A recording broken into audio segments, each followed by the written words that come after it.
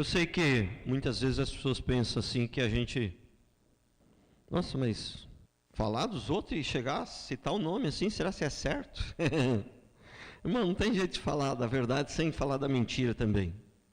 Não tem jeito de falar do que é verdadeiro sem falar o que é falso. E se a gente dá o nome de alguns que são verdadeiros, a gente tem que dar o nome daqueles que são falsos também. Principalmente aqueles que a gente tem certeza absoluta. Esse evangelho que não pode falar de ninguém, entendeu? Esse aí é um evangelho mentiroso. Esse é um evangelho falso. Esse aí é política. Isso aí é um evangelho para ganhar dinheiro, para agradar todo mundo. Se atacarem o seu filho e defamarem ele, e fizerem um monte de calúnia para ele, e você sabe quem é, e você sabe que são pilantras, você vai dizer, não pode falar de ninguém, imagina citar o nome. Não pode. Não, você vai defender o seu filho com unhas e dentes. Agora eu quero dizer uma coisa, o evangelho é muito mais valoroso, muito mais precioso, ainda que o seu filho seja, e eu creio que é, e eu tenho certeza que é, mas o evangelho é muito mais precioso que ele, muito mais valioso que ele. Agora, sair por aí falando dos outros levianamente, sem conhecer direito, e correr um risco de estar defamando o justo, aí é muito perigoso. É muito perigoso. Por isso que aqueles que eu tenho um pouco de dúvida, eu nem cito o nome. Eu falo, esse aqui está errado. Eu sei que ele está errado, mas ainda tenho um pouquinho de dúvida, parece que ainda tem alguma coisa boa ali, esse eu já nem cito. O nome só aquele que a gente tem certeza mesmo, que é falso mesmo, né? Esse é falso mesmo, a gente sabe que é falso. Inclusive é os que mais atrapalham o nosso trabalho. Porque você viu que o pastor falou ali, né? O pastor de verdade ali falou, né? É fogo, a gente tem que desconstruir o que foi construído para depois botar o que esses falsos construíram, né? Você quer coisa mais terrível? Eu vou falar de duas coisas muito terríveis em relação ao pecado. Terríveis. Muitas as que se dizem igrejas evangélicas, neopentecostais, modernas, são duas coisas que se você falar ali dentro, você é quase apedrejado. Parece a maior heresia do século. E são duas coisas tão claras, que são diabólicas. Mas a cultura evangélica se acostumou, a cultura mundana e a também evangélicas modernas se acostumou tanto, que parece um pecado você falar contra o feminismo e contra o namoro. A coisa mais diabólica que existe na face da terra é uma coisa chamada feminismo. E a segunda coisa é uma chamada namoro. Namoro é a segunda coisa mais diabólica. Pastor, pode beijar na boca? Pode. Pode beijar de manhã, de tarde, de noite, na boca. Pode beijar aonde você quiser. Depois que casar. Irmãos, um beijo na boca, ele se assemelha à cocaína. A cocaína. Porque normalmente o que faz o cara chegar à cocaína é um cigarro. E normalmente o que faz a pessoa ir para a prostituição é um beijo na boca. Então, mas são coisas que se você falar isso dentro de uma igreja evangélica, que se diz santa, que se diz pura, Deus, você é apedrejado. Por quê? Porque é uma coisa que o povo acostumou tanto. Sabe o que acontece? Eu falei esses dias aqui, passei do lado do caminhão do lixo, o caminhão do lixo sempre é fedido, mas nesse dia eu não sei, tinham jogado alguma coisa, acho diferente lá, e o negócio estava difícil, eu passei assim, e os lixeiros lá estavam de boa cantando, entendeu? Eles não estavam sentindo nada, irmãos. É mais ou menos isso. É uma coisa que o mundo acostumou, e as igrejas cristãs modernas também, que se diz evangélicas também, acostumou tanto com esse negócio de namoro, beijo na boca, entendeu? Que vai para começar a ensinar a palavra verdadeira, para a palavra surtir algum efeito na vida dessa pessoa, primeiro nós temos que desfazer isso tudo, conseguir fazer com que ela entenda que namoro, beijo na boca é coisa do diabo, e para depois ensinar. Onde que está escrito que beijo na boca é pecado? Se for uma coisa que é vantajoso para eles, não precisa nem estar muito escrito. O pastor falou, já está bom. Mas se é uma coisa que é desvantagem para eles, que, entre aspas, né, que eles não querem parar de fazer, onde que está escrito? Irmãos, está escrito na Bíblia do começo ao fim. Só não está escrito um versículo assim sozinho. Beijar na boca só pode depois dos 18 anos e se for casado. Esse assim, versículo assim, com essas letras, não está. Mas está, os princípios inseridos, eles estão ali do começo ao fim da Bíblia. Ah, pastor, eu beijava na boca antes de casar e sou feliz no casamento. Talvez se você não era crente, não conhecia, você sabe como é que é, né? Deus tem misericórdia. O que pega é quando a pessoa é crente e vive uma vida mundana dentro da igreja. É aí que pega. Porque quando a pessoa não é crente, Deus tem misericórdia. A pessoa não sabia, sabe como é que é? Sem conhecimento é poucos açoites. Eu também beijava na boca antes de casar e a gente é feliz, tem 38 anos de casado. Mas eu não era crente. Agora, crente, namoro, garra, beijo na boca, e massa daqui, massa dali. Beijo na boca é uma preparação para o sexo. Mas enfim, esse não é o assunto de hoje. Mas só estava querendo falar aqui, né? Essa cultura mundana entrou dentro das igrejas, e você fala contra uma coisa dessa, parece uma heresia, parece uma coisa, você é apedrejado. Você é quase que apedrejado. Se não fosse crime aqui na nossa, apedrejar os outros, na nossa lei, né, do homem, era capaz de ser apedrejado. Agora, se não for apedrejado literalmente, as redes sociais vai ferver. Vai ferver. Então, nós estamos como eu disse, na 7ª mensagem a respeito do pecado. E pecado com consciência ou sem consciência é pecado do mesmo jeito. Agora tem diferença. O pecado sem consciência é pecado também. Irmãos, a palavra de hoje é forte. É forte. É para crente, mas não é só para crente, é para crente macho. Porque a palavra de hoje é forte. Irmãos, 2 Pedro 2:20-22. Portanto, se depois de terem escapado das contaminações do mundo, mediante o conhecimento do Senhor e Salvador Jesus Cristo, se deixam enredar de novo e são vencidos, tornou-se o seu último estado pior do que o primeiro. Pois melhor lhes fora nunca tivesse conhecido o caminho da justiça do que, após conhecê-lo, volverem para trás, apartando-se do santo mandamento que lhes fora dado. Irmãos, aqui dá uma impressão que a pessoa pode perder a salvação. Prestem atenção que isso aqui é muito importante. Aqui dá uma impressão que a pessoa pode perder a salvação. Porque diz, depois de ter conhecido o Evangelho, e voltou atrás, a situação fica pior. Ele conheceu o Evangelho, mas ele não converteu. Aqui não fala de perda de salvação. Ele conheceu o Evangelho, mas não converteu. Se estudar a Bíblia mais, você vai entender claramente. Mas só o versículo 22 já é o suficiente. O texto é maior, você lê ele todo, você entende melhor. Mas só o 22 já é o suficiente. Com eles aconteceu o que diz certo adágio, verdadeiro.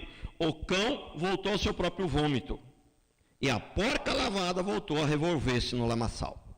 Então aqui não está falando de um crente que se desviou. Aqui está falando de um cão que voltou ao seu próprio vômito. Um cão, a porca que não deixou de ser porca, ela voltou para o lamaçal. Ela era uma porca limpinha, agora ela voltou para a lama. Prestou atenção? Então não está falando de perda de salvação, porque não existe perda de salvação. Nós fomos escolhidos antes da fundação do mundo, né? Então o que acontece? Se for para a pessoa ir para a igreja e ser sempre um crente mais ou menos, era melhor que ela nunca tivesse ido, porque o sofrimento será maior. Pastor, vai ter um lugar especial lá no inferno? A Bíblia não diz que tem uma repartição pior e uma melhor no inferno. Mas se aqui está dizendo que vai ser pior para ela, eu acredito que vai ser pior para ela. Amém? Como vai ser isso aí, eu não sei. Mas está escrito aqui que vai ser pior para ela, então eu acredito que vai ser pior. Aonde que vai ser isso aí, eu não sei. Porque eu não sei se no inferno tem um lugar pior do que o outro, para aqueles que pecaram mais. Né? Pelo menos a Bíblia não fala dessas repartições lá. Mas aqui está dizendo que vai ser pior para ela. Então vai, se está escrito, vai, né? Está escrito aqui, que vai ser pior para ela. No versículo 21. Pois melhor lhes fora nunca tivesse conhecido o caminho da justiça, do que, após conhecê-lo, volverem para trás, apartando-se do santo mandamento que lhes fora dado. Porque tem pessoas que não chegam a nascer de novo, mas vai, ouve, guarda na mente e até pratica um pouco mais ou menos aí, mas tudo meio na força do braço, não houve uma conversão genuína. Então essa pessoa ela pode voltar atrás. O que nasceu genuinamente não volta atrás. Esse Deus não permite, porque esse quem conduz ele em vitória é o próprio Deus, não é o homem que se mantém de pé. Quem mantém o homem de pé é Deus. O homem não tem capacidade em si mesmo para se manter de pé. Quem mantém é Deus. E aquele que é escolhido de Deus, ele mesmo o mantém. Pastor, mas e se ele se rebelar e se ele não quer e não quer? Eu falo, se ele se rebelar e não quer, porque ele não foi o escolhido de Deus. Então, Mateus 11, 21 a 24. Ai de ti, Corazim, ai de ti, Betsaida, porque se em Tiro e em Sidom se tivesse operado os milagres que em vós se fizeram, há muito que elas teriam arrependido com panos de saco e cinza. E contudo vos digo, no dia do juízo haverá menos rigor para Tiro e Sidom do que para vós outros.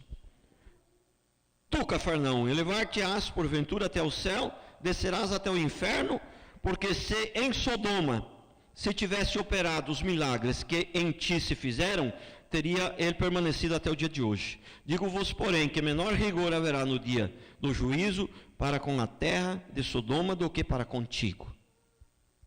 Irmãos, existem centenas, irmãos. Existem centenas. Existem, irmãos, milhares de coisas que você pode brincar. Menos com o Evangelho. Com o Evangelho não se brinca. A vida cristã, irmãos, não é brincadeira. Porque não existe nada neutro no mundo espiritual. Ou você é um cristão de verdade, ou você vai atrair maldição vindo para a igreja. Ou você vai atrair maldição. É o que diz a Bíblia. Agora, se eu vejo que tem alguém na igreja que não me parece ser nascido de novo, não me parece ser um cristão autêntico, eu não falo a ele que ele deve sair. Eu trato com o mesmo amor que os outros, por muitos motivos, mas os dois principais. Eu não conheço o coração dele, muitas vezes ele está dando menos que os outros, mas é o máximo que ele pode dar. Você não sabe a dificuldade que ele está passando, você não sabe, a capacidade dele às vezes é menor, a situação que ele está passando. Então, talvez ele está dando menos que os outros, parece que ele não serve muito bem na igreja, parece que ele não está tão firme, mas ele está dando o melhor que ele pode. Esse é um dos motivos. E o outro motivo é que eu tenho sempre esperança que ele, estando aqui, um dia ele possa tomar uma posição. Prestaram atenção? Porque se ele vier aqui ficar como um crente mais ou menos e não tomar uma posição, era muito melhor que ele nunca tivesse vindo. É o que diz a palavra. Era muito melhor. A vida cristã não é brincadeira, irmãos, é coisa séria. Nós temos que decidir claramente de que lado nós estamos. Claramente. Eu quero falar um pouquinho dessas cidades aqui, para vocês entenderem bem aqui o contexto disso aqui. Desse texto. O versículo 23 aqui fala de Cafarnaum. Cafarnaum, ela é meio conhecida também como a cidade de Jesus, porque uma cidade de Jesus não é Nazaré, não é a cidade, não é Belém, não é? Mas Cafarnaum também é conhecido como a cidade de Jesus, por quê? Porque Jesus nasceu em Belém, mas ele morou em Nazaré, mas depois quando João Batista foi preso, ele foi morar em Cafarnaum. Então ele morou lá por alguns tempos. E então também é conhecida como a cidade de Jesus, Cafarnaum. Né? Corazim e Betsaida são povoados muito pequenos. Eu não me lembro qual dos dois, mas um aqui é tão pequeno que tinha 2.000 pessoas. Um desses dois. E o outro é um pouquinho maior, mas também não é grande não. São povoados. Né? Cafarnaum é pequeno também, mas é um pouquinho maior. Era um pouquinho maior. Então são 3 cidades, na verdade, bem próximas ali. Bem próximas. É uma espécie de um triângulo, assim. Uma ali, outra ali, outra... É uma espécie de um triângulo, essas 3 cidades. Corazim, Betsaida e Cafarnaum. Elas ficam, né, na região da Galileia, né, Israel, mais precisamente a região da Galileia, é próximo ao Rio Jordão, ali nas margens do Rio Jordão. Tipo 2, 3, 4, 5 quilômetros, né, perto do Rio Jordão. E então essas são as 3 cidades. Cidades pequenas, cidade de Israel, região da Galileia. Jesus morou ali, e como elas eram bem próximas, né, em cidades pequenas, né, então se Jesus morou em Cafarnaum, então Corazim e Betsaida, ele era o quintal da casa dele, né? Era o quintal da casa de Jesus. Então essas 3 cidadezinhas ali, e além de Jesus ter morado ali, e além de ser, né, um lugar pequeno, onde as pessoas acho que se conheciam bastante e tal, essa coisa toda, além disso, era Israel. Era ali, sua grande maioria eram judeus. E no versículo 22, isso, 22. E contudo vos digo, no dia do juízo, haverá menos rigor para Tiro e Sidom do que para vós outros. Esse Tiro e Sidom aqui parece que eram 2 cidades que meio que se difundiam numa só, né? Essa aqui é a cidade daquela mulher Ciro-Fenícia, né? É a cidade dos Ciro-Fenícios. Aquela mulher Ciro-Fenícia que foi pedir ajuda para Jesus. Jesus falou, não, mas primeiro tem que dar para os filhos. Ela falou, mas os cachorrinhos comem da migalha que cai da mesa. Era a terra daquela mulher, Ciro-Fenícia. Hoje, então esse povo aqui não era judeu, né? Não era um povo estranho, né? E hoje essa cidade aqui, essas 2 cidades aí, uma não existe mais. A outra ainda existe até hoje, e é localizada no Líbano. Hoje essa região aí é Líbano, porque aqueles nomes bíblicos, aquelas cidades, muita coisa hoje mudou de nome e muita coisa mudou, né? Mudou até a geografia. Mas era os povos fenícios, hoje é o Líbano, hoje é no Líbano, que tem muitas coisas, cidades e coisas bíblicas que persistem até hoje, mas tem algumas que você vai lá, não existe mais, só existem as ruínas, né? É ponto turístico, você vê as ruínas, mas algumas persistem até hoje. E o interessante é que, né, dessas 2 cidades aqui, Tiro e Sidom, né? Eu não tenho muita certeza qual que é as 2, mas eu acho que é Tiro, né? Foi destruída pelos muitas invasões, muitos povos. Foi invadida por muitos povos e foi enfraquecendo, até que por fim, na época das cruzadas, ela foi, né, totalmente extinta. Mas a outra cidade, acho que é Sidom, essa cidade existe até hoje com um outro nome, Sidônio, não me lembro mais muito bem o nome, mas existe até hoje essa cidade aí, e não é pequena não, né, tem mais de 200 mil habitantes no Líbano. Então eram cidades de povos que nem judeus eram, que nem conheciam a palavra, que nunca tinham visto nenhum milagre. Aí Deus vem e fala, olha, Deus, ele condena aqui, ele repreende aqui Corazim, Betsaida e Cafarnaum.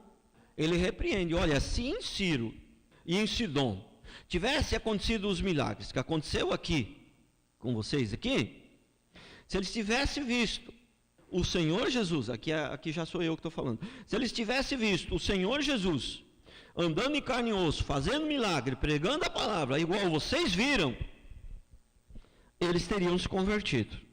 Portanto, no dia do juízo, o rigor será muito maior para com vós outros. Então, eu digo para vocês, se a pessoa vem aqui para a igreja, e eu percebo que ela não é tão firme, que talvez até provavelmente, pelas suas obras, dá para identificar que talvez ela não é nem salva, eu jamais vou desprezá-la e jamais vou dizer a ela, eu acho que é melhor que você nem venha mais, porque você está traindo maldição para a sua vida. Eu jamais vou fazer isso, né? Porque primeiro, nós temos que julgar todas as coisas, mas esse julgamento, você está salvo, você vai para o inferno, então é melhor você nem vir, esse só pertence a Deus. em primeiro lugar. E em segundo lugar é o que eu falei. A pessoa, é melhor que ela esteja aqui. Eu prefiro que ela esteja aqui, mesmo que eu perceba que ela não é crente, que ela não tem uma posição, que ela estando aqui, eu tenho esperança que logo, logo ela tome uma posição. Eu conheci tanta gente que ia na igreja há 5, 6, 7 anos, às vezes só dava problema na igreja, outros não dava problema nenhum, mas também não influi, nem contribui, vem ali, senta, vem um dia, outro dia não vem, você não pode contar com ele para nada, entendeu? Eu vi tantas pessoas assim que chegou um dia, a pessoa tomou uma posição e virou um aço na igreja.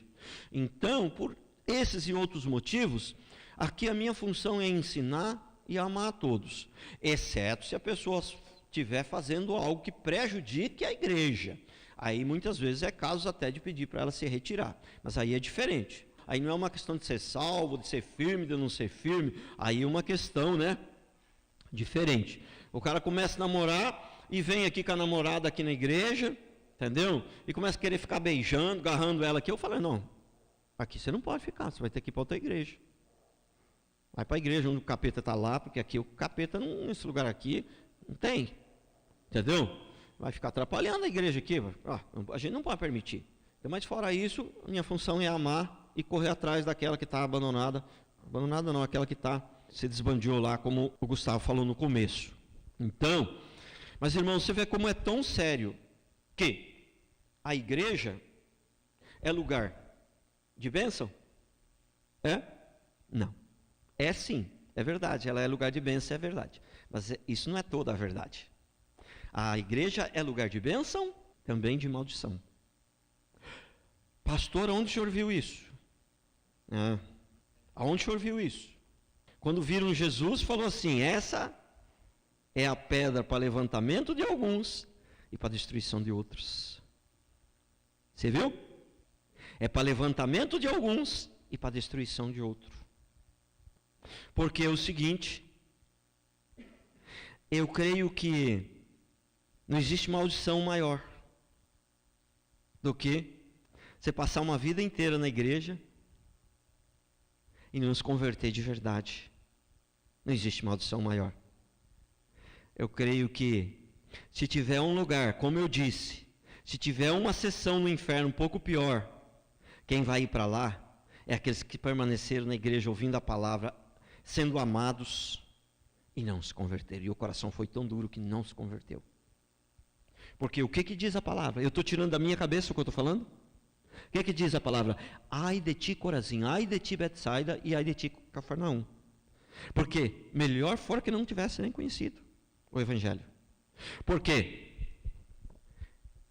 se Tiro e Sidom tivessem ouvido o que vocês viram, eles teriam se convertido. E no dia do juízo, para com vós outros, o rigor será muito maior. Essa palavra, irmãos, ela não é para ser humano normal. Essa palavra, ela é dura. Ela é dura aos extremos, mas ela é palavra de Deus verdadeira. Põe na sua cabeça uma coisa. Não existe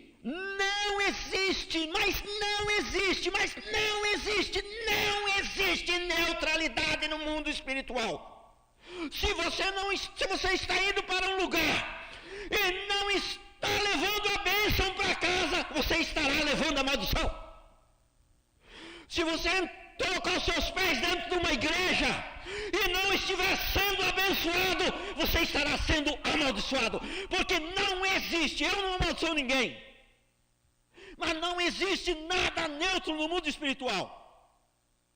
Ou você é abençoado ou você é amaldiçoado. Obviamente os irmãos não me entendam mal.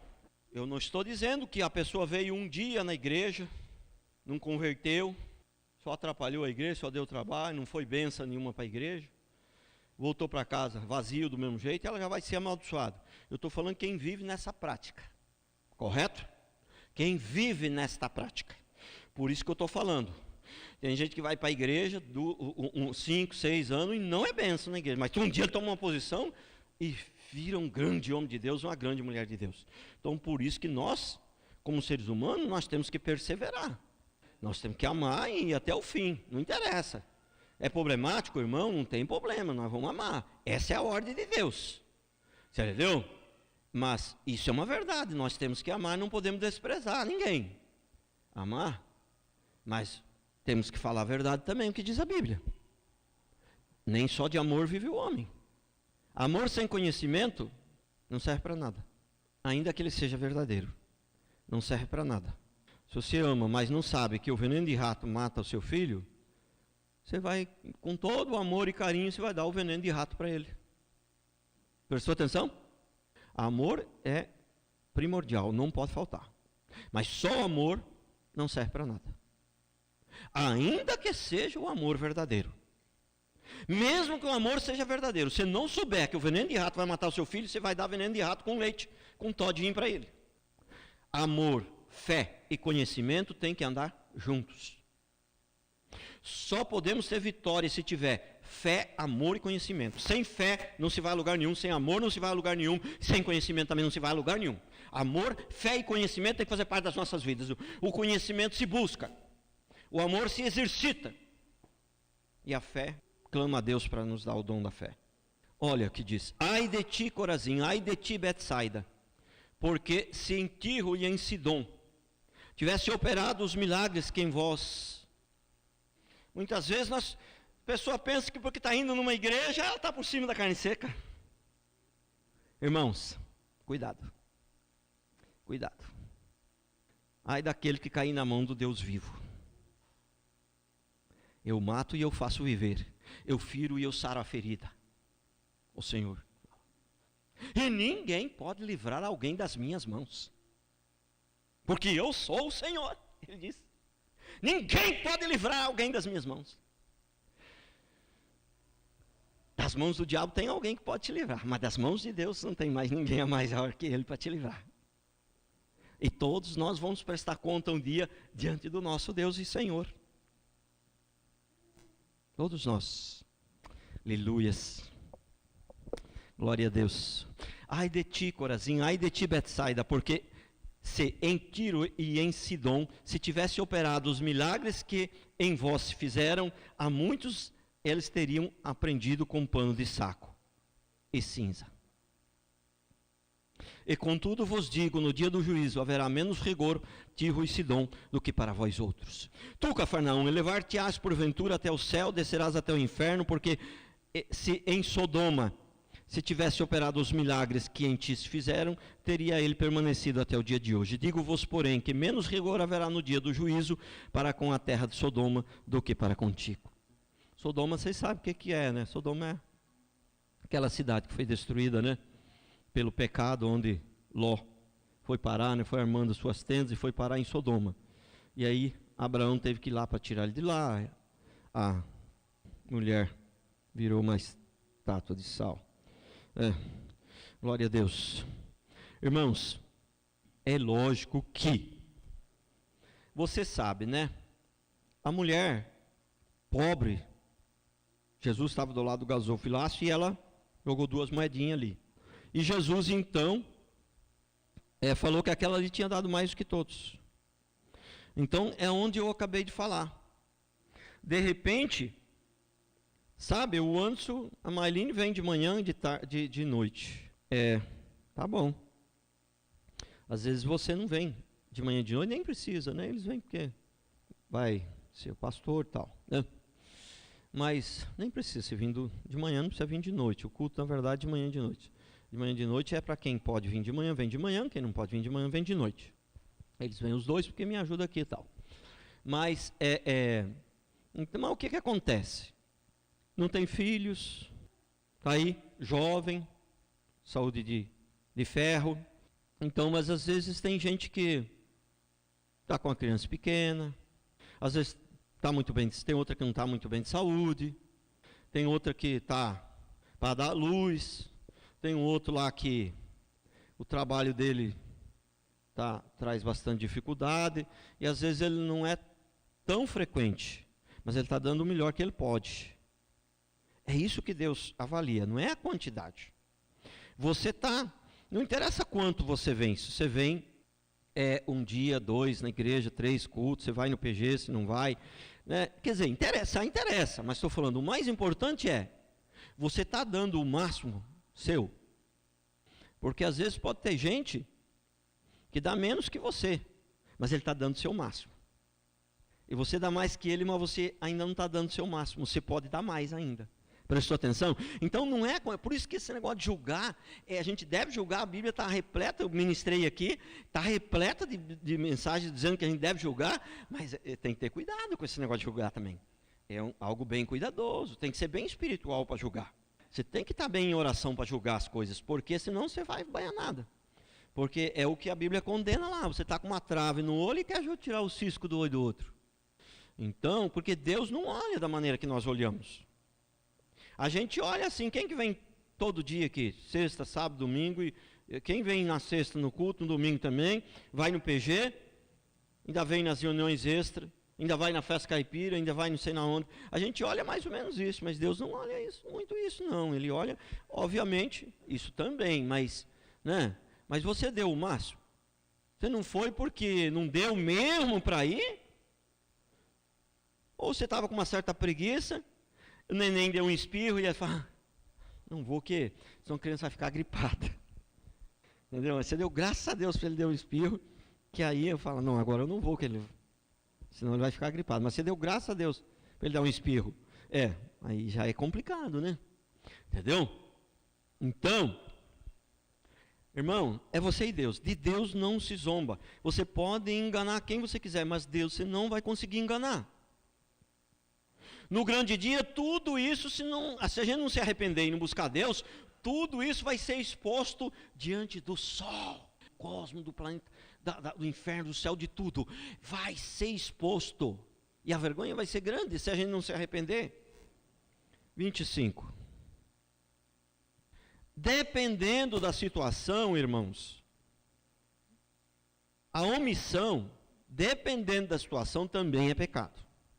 Pastor, por que dependendo da situação? Porque sim. Porque a omissão, muitas vezes, ela não só é bom, como é certo, como é necessário. O cara passa correndo ali, com um fuzil na mão, vem correndo daquela rua lá. E chegou na esquina aqui, tem rua para lá e para cá. Com o fuzil na mão, e fala, você viu aquela senhora com as crianças passando? Você viu se ela foi para essa rua ou para lá? Você viu que eu quero matar os 4? Você vai dizer que omissão é pecado? Não. Então tem situações que a omissão é santa e é correto e é necessário.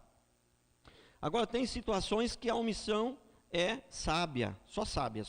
É sábio. Entendeu? A pessoa precisa ouvir uma determinada coisa. É necessário que ela ouça, se ela não ouvir, ela vai morrer.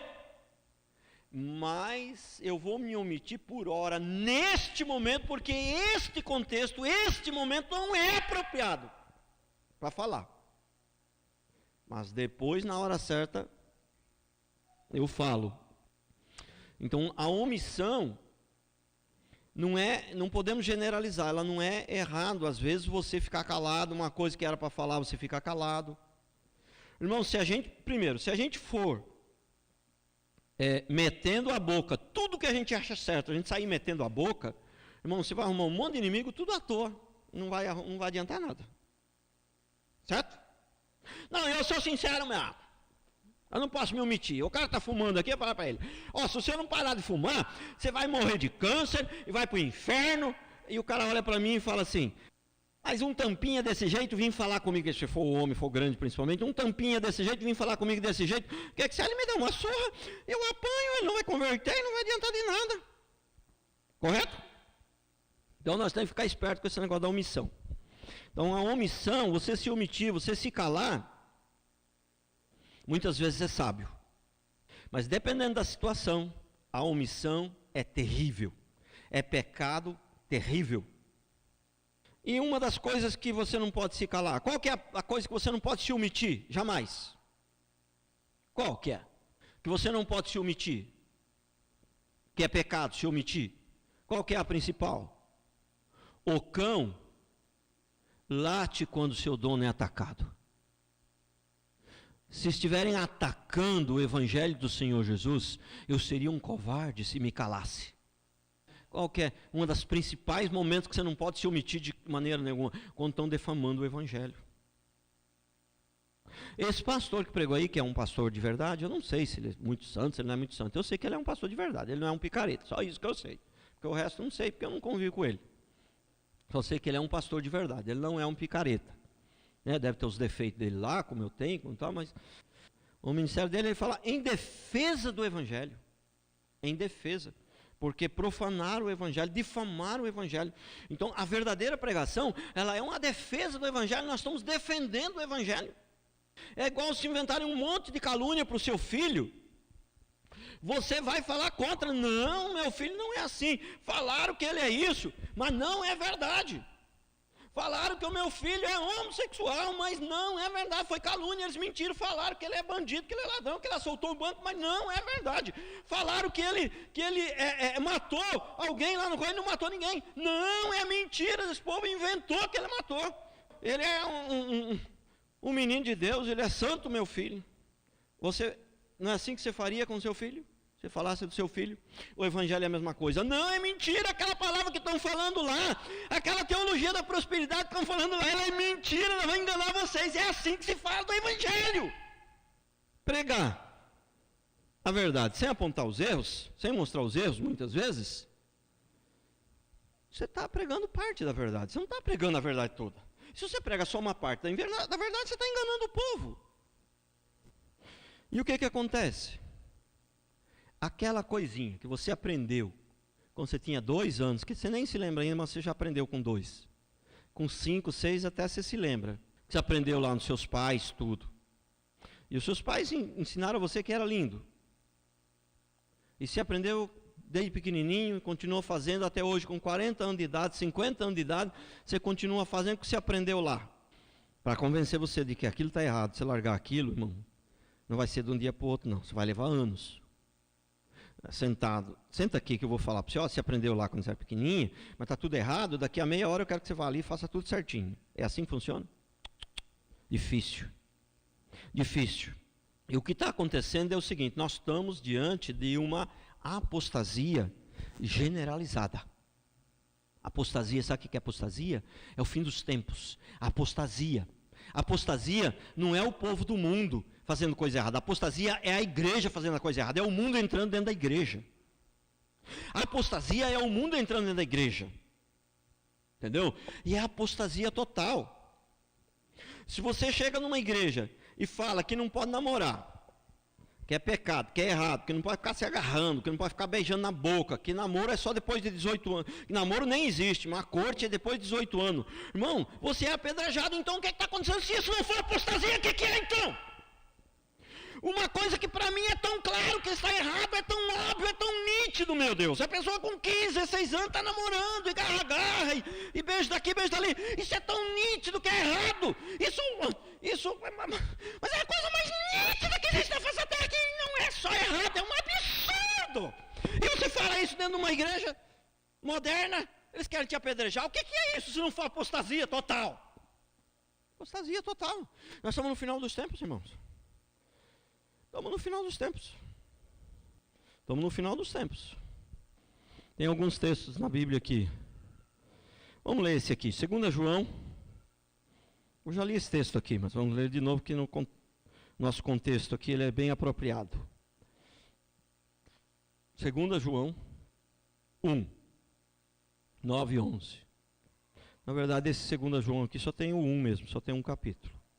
Versículo de 9 a 11. Todo aquele que ultrapassa a doutrina de Cristo nela não permanece, não tem Deus. O que permanece na doutrina, esse tem o Pai, tem como o Filho. Se alguém vem ter convosco que não traz essa doutrina, não recebais em casa, nem lhe deis as boas-vindas, porquanto aquele que dá as boas-vindas se faz cúmplice das suas obras. Então, quando é que nós não podemos ficar calados? Quando estão difamando o Evangelho. Quando é que nós não devemos apoiar? Quando estão defamando o Evangelho. A pessoa está defamando o Evangelho. Chega o testemunho de Jeová na porta da sua casa, está defamando o Evangelho. Você chama ele para dentro de casa, dá uma água, um cafezinho, tudo bem. Se ele pedir uma água, até nem deve negar. Acho que a água não se nega, parece que não tem esse versículo na Bíblia, mas acho que a água não se nega para ninguém. Então, mas eu creio o seguinte: dá água para ele, mas fala para ele, ó. Está errado, você está pregando aí. E eu não quero ouvir isso aí, por isso não vou convidar você para entrar, porque eu não quero ouvir isso daí, porque isso aí está errado. Isso vai matar você e quem vai ouvir também. Entendeu? Por quê? Porque senão você se faz cúmplice daquilo. Né? Esses pastores que reúnem o povo, tem mais de 2 meses na igreja, aí acaba entrando no bolo até algum que nem chegou a se batizar ainda, e ordena tudo como pastor. Com pastor não, como obreiro. Tudo como obreiro. Tudo obreiro. Escapa no meio alguns. Fiquei sabendo que tem algum lugar que chega a ser até gente que é obreiro sem ser batizado. O pastor não prestou atenção, chamou tantos que ele não prestou atenção que o cara não era batizado. Aconteceu isso na igreja aí. Se isso não for apostasia, irmãos, o que é isso? Impõe as mãos todos. Aí todas as burradas que aquele povo vai fazer, porque não é crente, a maioria não é crente, não tem experiência nenhuma, e mesmo que for crente também não tem experiência nenhuma, todas as burradas que aquele povo vai fazer, o pastor é cúmplice. A Paulo disse para Timóteo, unge. Prestou atenção? Paulo disse para Timóteo, unge aí os presbíteros aí para tomar conta das igrejas aí, tudo, mas não impõe as mãos precipitadamente, não sejas cúmplice da obra de outros. Cúmplice. Temos que tomar cuidado. Então, a omissão, muitas vezes, é um pecado gravíssimo. Mas em algumas situações pode ser sabedoria de Deus. Você se omitir, fala, olha, isso aqui eu acho que não é o momento, então eu vou ficar calado. Isso aqui não é o momento, e além disso, eu não sou a pessoa ideal. Eu vi que ali, mas essa não é uma missão para mim. Eu não sou a pessoa ideal. Porque tem várias situações, cada caso é um caso. Por isso que a gente tem que estar buscando a Deus, tem que estar em oração, tem que estar em convivência com o corpo, porque você estando cheio do Espírito, o Deus ele te ilumina, ele te dá, não significa que você vai acertar sempre, ele permite até que você erre mesmo, que é para você continuar lutando, mas ele vai te conduzindo, você não precisa ouvir vozes, entendeu? Sem você perceber, se você está cheio do Espírito, se você tem compromisso com a igreja, se você ama os irmãos, se você ama a Deus, ele vai acabar te conduzindo, ele vai acabar né? É Ele que faz a obra nas nossas vidas, mas nós precisamos buscar, nós precisamos querer, nós somos responsáveis, Deus é que faz a obra, mas nós somos responsáveis pelos nossos atos. Pastor, se a obra toda é Deus que faz, eu não consigo entender. Se tudo é Deus que faz, como eu posso ser responsável pelos meus atos? Olha, entender, assim também eu não entendo não, eu só sei que a Bíblia diz que nós somos responsáveis e eu procuro ser responsável pelo que eu faço. Tá certo? Hã? Amém? Vamos fazer uma oração então.